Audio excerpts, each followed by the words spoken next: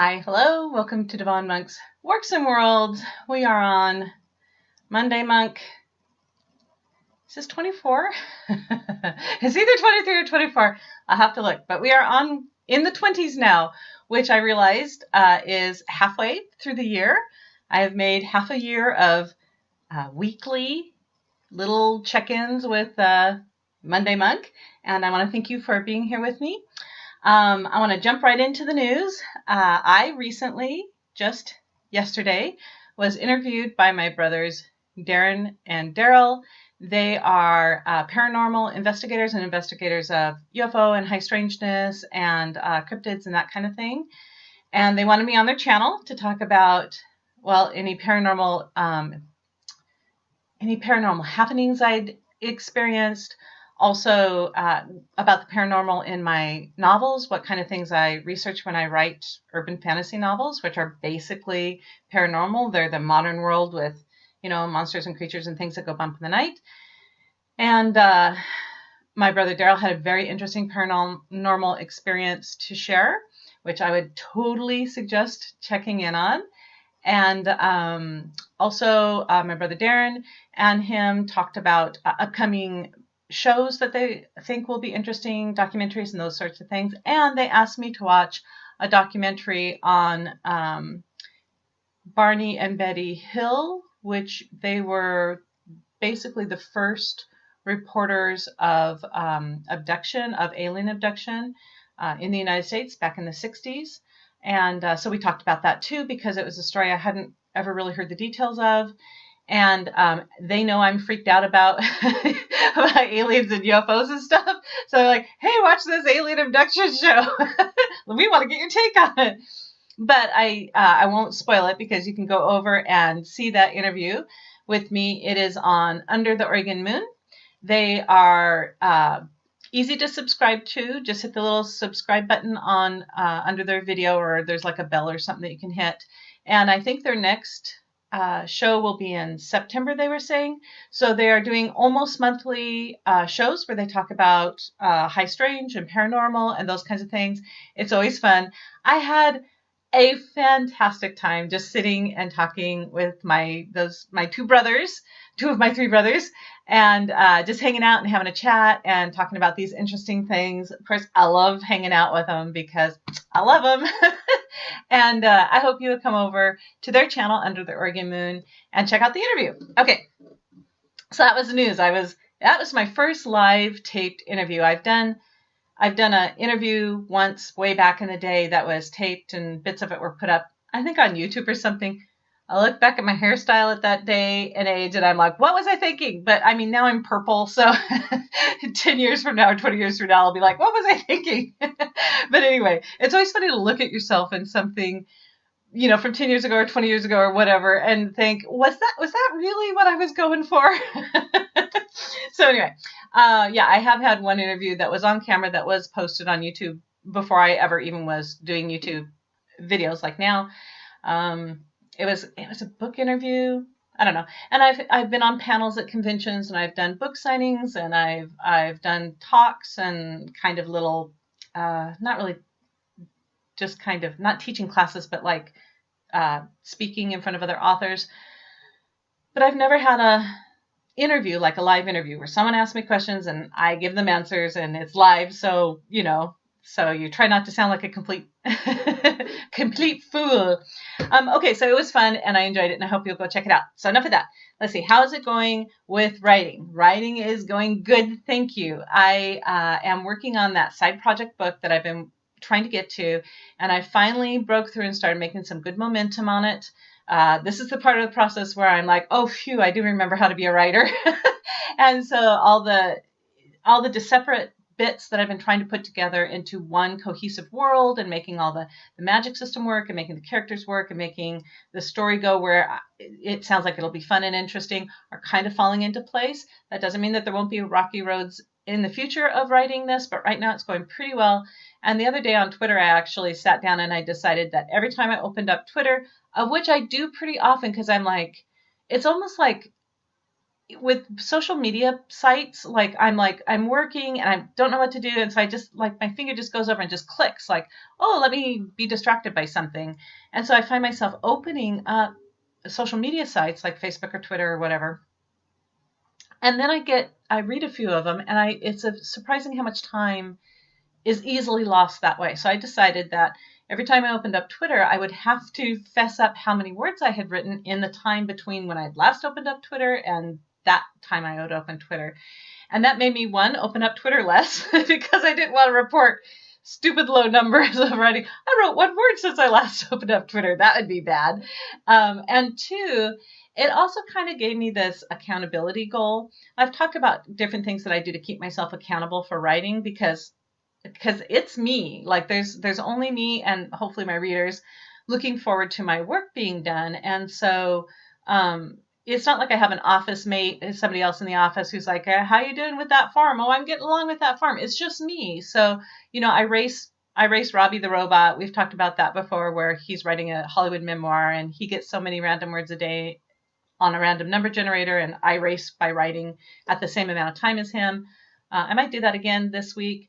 But this time I used Twitter as a check-in partner, and I think a couple people were paying attention to it, but it wasn't like earth-shattering, but it was nice just to be like, if you're going to click that social media button because you're trying to get away from the difficulty of the moment, usually the writing moment, then you gotta announce how many words you've written, and that was good for getting I think I got 2,000 words. That's not very much, folks, in the scheme of things, but it was solid progress. And there are different momentums in writing, and one of them the one that I'm going to talk about right now, comes from you got more than 100 words, or you got more than 50 words, or you got more than 10 words in a day. Like there's a progressive feeling of getting like, I got 100 words today, I got 100 words the next day, I got 100 words the next day, just, whatever, or 20 words each day, I got them each day, and I feel good about that. But then for me, when I get like 1,000 words a day, it's like, okay, now I'm at the 1,000 words a day. But if I can start chunking up to the 2,000 words a day, or even 3,000 words a day, with, occasionally I fall off and don't hit that, but that becomes reachable. It's kind of like you stretch your mental muscles and you are able to breathe into that distance. You're able to think forward into that writing distance and get it done. So it felt good to hit 2,000 because that's one of those, in my head, that's one of those word counts that can get me where I want to go in a relative short amount of time. So it felt good to have the momentum of that many words, even though it took me all stinking day to get them, because now what I know is I can shorten the amount of time it takes me to stinking get them, and I can build off of that. So writing is going well. I'm having fun with the side project. I will be stopping on the side project and heading into Wayward Sky next, which is the next Route 66 novel, Souls of the Road novel, and I'll begin outlining and writing that, putting it together, I think in August, and we'll see how that goes. Hopefully, I'm hoping to get that out by the end of the year. August, I don't know if I'm going to do autumn or winter, but I will keep you in the loop. So that will be my next project. Okay, so writing's going well. Thank you. What else is going on? I'm knitting, and I actually I brought up my current project because I want to show it off a little bit because I think it's hilarious. And this is going to be given away, I think, next week in my newsletter. If you haven't signed up for my newsletter, please do, because I give away a knit toy that I hand knit every month. Well, every time a newsletter comes out for free, the toy goes out to a random winner. And this one, the newsletter will be coming out next week. I think also Death and Relaxation, the first book in my Ordinary Magic series, will be on sale next week. I think it goes to $1.99. I'm not sure how many days, but I will also keep you in the loop on that, and I should be able to tell you next Monday what that sale is all about. So what I'm showing you right now in knitting, though, is an in-progress project. So it's a mess, folks, because just like many things in life, knitting starts out messy, and it doesn't all pull together and look amazing or good until the very end. So right now, this is the thingo that I'm working on. And as you can see, I had to pull some stitches to the side here for this part, and I had to pull some stitches for the side for this part. this is, I'm not sure if my video's lagging. I hope not. My computer's a little wonky right now. But the basic idea, and we'll get there. So this is a head thing. These are going to be arm things. Can you tell? Maybe not. This is going to be a chin thing. It'll all come together at the end. But I just want to show you kind of mess. This is a leg thing. We're currently working on the leg thing. But this is the thing that I want to share because I just think it's cute. This is a foot thing. Look at that foot. That is some sweet short rows and some amazing toes there. Look at that. Look at that. That is a sexy net foot. So this is all done. This shaping is all done with short rows. This is all one string, and you just do certain things to make it all turn into that. And the toes were kind of a new knitting trick that I hadn't thought about before. So they're all done with one continuous string too. Usually with toes and fingers, I've had to like go to the end of one, cut the yarn, begin again and go up to the end, cut the yarn, because you can't have a loop. But this actually allows you to loop from toe to toe. And I just look at that. I love that heel. That looks like a really good foot. So anyways, there's the foot of this critter, and I'm not going to tell you exactly what it's going to be because it's just it's very cute. So it's going to be fun what it's going to turn into. So knitting is going well because I'm almost done with that, and that will be the toy that I give away next week. So do sign up for my newsletter if you don't. Okay. Last thing that I usually talk about is how things are going in Monk World. Things are going well, thank you. I'm trying to think if anything more interesting has happened. Our sunflowers are bloomed, and that is always good because remember, I'm the one who tried to plant sunflowers for like 3 years in a row, and the slugs ate them, and the squirrels ate them, and the rats ate them, and the birds ate them, and they died in the drought, and they drowned in the rain, and I could no longer plant sunflowers, and I tried for like 3 years or something like that, and then suddenly sunflowers planted themselves. Some bird or somebody put sunflowers in the yard, and so now I have random sunflowers that just pop up wherever they want, and I just accepted it. Like, I can't grow a sunflower to save my life, but sunflowers pop up wherever the heck they want, and they grow in my yard. So we've got some sunflowers in our garden, and they're actually blooming, and they smell wonderful, and they're great. And all of our other plants are doing well. We harvested more blueberries. I helped my son make a blueberry cream pie that turned out, mwah, it's delicious. And we've frozen some blueberries back for jams and stuff. I still have to make strawberry jam. Haven't done it yet. But yeah, things are going great in the yard. Our garden is coming up still. We haven't harvested anything out of our vegetable garden yet. Our fruit trees are just hanging in there and doing well. We're still having mild enough weather that it has been a pleasant summer. We're going to get a little hotter later in this week, but we aren't spiking up into those 100 degrees that we had that were just so brutal last year. You know, those extended hundreds. We're kind of hanging around in the 80s, and I think this next week it goes up a bit in the 90s, but then it kind of pops back down, and that's wonderful. I would love for it to stay that way. So weather's pretty good. Garden's pretty good. Other things going on. We've been cleaning out the basement. Is that interesting? I don't know. We have been cleaning out our basement. I feel like this has been something I've said for the last decade. It just seems like there's always stuff to clean. And I keep thinking that I want to declutter more. So my sister gave us a couple of old wooden shelves, really strong, tall, plywood built shelves that they had at their house that they didn't need anymore. And so we took them and we cut off the top shelf of one because otherwise it would have been too tall for our basement, plopped it down there, and we did a sort through some of our basement stuff. And I'm going to do the next version of that sort and put a lot of stuff up on those shelves so we have more room down there to work with. And one of the things that we had to sort through is paint. And I'm going to tell you a little thing about my growing up. We have always painted our indoor of our houses. Like, my parents were buying the house when I can remember. I remember the rentals and stuff, but then they finally got into a house that they were buying. And so we would paint the rooms, bedrooms, different people's who went into that room as a bedroom would get the bedroom paint repainted.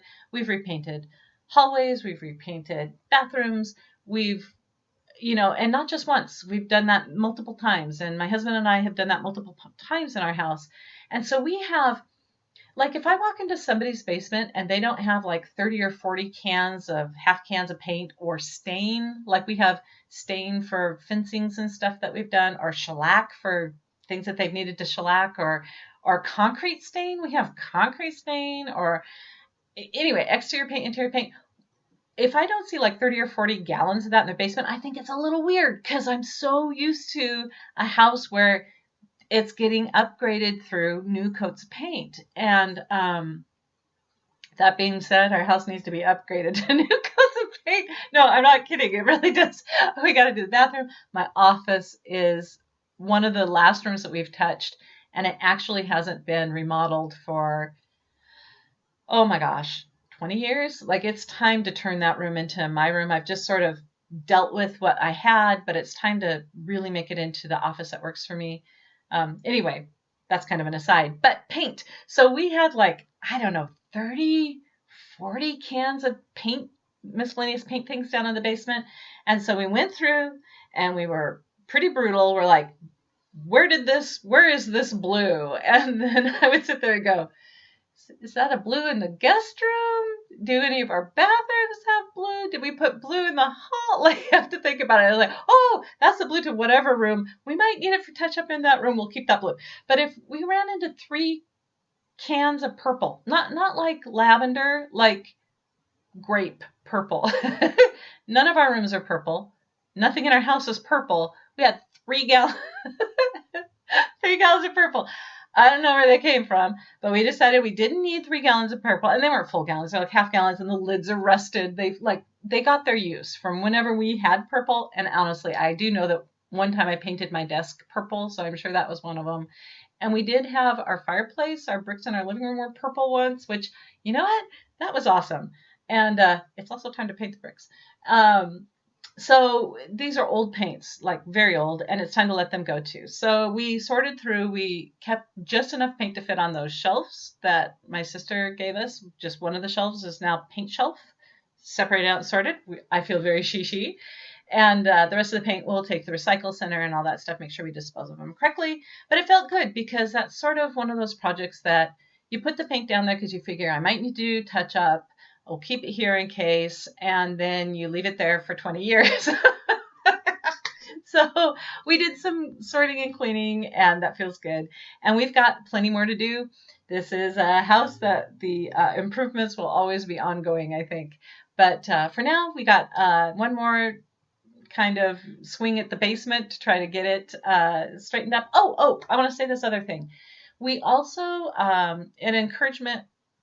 at encouragement from our son, took some food out to the free pantry around town, and maybe even around your town. You can check. There are, you know how there's free little libraries where you can put a book in there in the library. It's a little stand by somebody's house usually, and they have books in it, and you can take one out and put it back, or you can take one out and put one in exchange, and it's just a way to share books. I love that. Around town, there are also free little pantries and free little refrigerators where somebody outside of their house sets up a pantry where anyone who is in need of some food can come by and pick up whatever they need or drop off whatever they don't need. If it's, it has to be, I'm assuming it has to be in date, and all that good stuff, not expired food, but for anyone in the neighborhood or anyone who stops by to take if they need it. And it's just a way for community to support community. And I've seen it before in other towns. I've seen it posted like on Facebook and stuff, but I hadn't really paid any attention to whether that happens in our town. We donate to the food bank here in town, but I hadn't thought about the free pantries, little, community pantries in the area. So my son was cued into that, and he was talking about one not too far from our house. And so my husband and I, first time, put some food into our free community pantry, and that felt really good. And I imagine that's going to be a regular thing for us where we take any extra that we have that we're not using, or sometimes we put some canned foods back for like a rainy day. So like if we try to keep a little pantry of our own food for like if there's a weather disaster, or we live in earthquake territory. We're expecting someday we'll have a big earthquake. I don't know when, but we're on the Ring of Fire, Pacific Ring of Fire. So it's smart to keep a little extra food in the house in case something happens. But that food comes up close to expiration dates, and then we're left with like cans of things or boxes of things that are almost ready to expire, and maybe we can't get through that before it expires. So that's something that we could take to the food bank too, especially if it's something that can be used, immediately. Somebody could take it and add it to their meals. And so that's going to be one of the places where we make sure that we rotate our food, our extra food, so it goes to somebody who might need it instead of us wasting it in some way. So yeah, free little food pantries and free little food fridges. I'm very happy that they exist, and I definitely want to be a contributor to them. And we might, I don't know, we might put one up someday at our house. We have a possible, it's not a, it's a, did I tell you about this before? We bought a phone booth. Did I mention that in any of these videos? A couple years ago, my husband and I, there's this phone booth like on Craigslist, and it was an old-fashioned phone booth. And it was like over at the coast, which is only, a couple hours drive away from us, because I think it was in Florence or in that area. And it wasn't very expensive. And we thought, yeah, we should buy a phone booth. I don't know why. We were just in a phone booth mood, I guess. So we got this phone booth, and we were renovating it because it was on the coast, which means salty air, and the bottom of the metal, because it's a metal phone booth, bottom of the metal got chewed off, and so we were renovating it. And then one of my husband's business partners offered to do a more thorough renovation than what we were going to do in our little handy, let's use a little duct tape and spit here. He said that he could do a little heavier renovation on it for us, and that he would like to do it. And so we were like, yeah, sure. So that's still in renovation progress. But when we get that back, we were thinking of, like I said in an earlier video, we were thinking of doing a free little library of books in it. But I'm starting to wonder if we might do instead a free pantry. I mean, it's not a refrigerator, obviously, but we could put some food goods in there, and maybe that would help out our neighborhood. So something to keep in the back of our mind for when we do get our phone booth back. And when we do, I will I will share photos of the phone booth, because it's an awesome phone booth. It's a total, you can go in and shut the door phone booth. It's really great. And anyway, so I'm excited for when we get that back, and who knows, maybe we'll be a free pantry too. But in the meantime, we will give to our community in that way. So, okay, that's it. That's enough about what's going on in Monk World. Writing is going good. Knitting is going good. I have an interview over at my brother's YouTube channel, which is Under the Oregon Moon. Please check it out. Leave a comment too, so they know that you've checked in, or that you're watching, or that you're interested in what they are exploring and investigating. And until next time, until next Monday, I will see you soon. I hope you have a good week, and I hope that your summer is going well. Stay safe. Bye.